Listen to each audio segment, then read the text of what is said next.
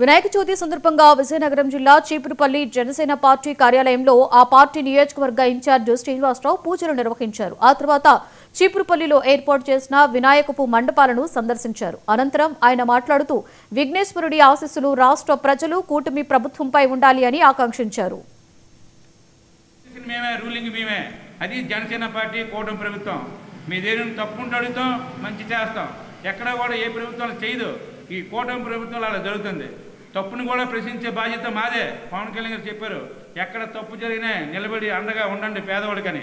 అలాగే ఈరోజు ఎక్కడ తప్పు జరిగినా ప్రతి జన సైనికుడు కూడా నాయకులు కూడా వెళ్ళి ప్రశ్నిస్తున్నారు, దాన్ని సరిచేస్తున్నారు.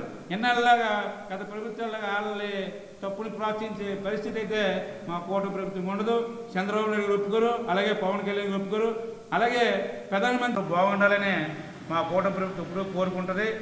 ఎప్పుడు కూడా కూటమి అంటే కుటుంబం, ప్రతి కుటుంబం కూడా సంతోషంగా ఉండాలనే కూటమి ప్రభుత్వం ఎప్పుడు కోరుకునే ఉద్దేశంతో ఉంటాం. అలాగే ఈరోజు వినాయక చవితి అందరూ బాగా చేసుకొని గత ప్రభుత్వంలో కరెంటుకి డబ్బులు కట్టారు. అది కూడా మన ప్రభుత్వంలో అది కూడా తీసేసి ఫ్రీగా ఇవ్వడం సీఎం గారు చేయడం, అలాగే పవన్ కళ్యాణ్ గారు దాన్ని కూడా దృష్టిలో తీసుకొని ప్రతి వినాయక చవితి మండపం దగ్గర కరెంటు బిల్లు లేకుండా చేయడం చాలా సంతోషపడుతున్నారు కుర్రోళ్ళందరూ కూడా మనం చెప్పడం. హైదరాబాద్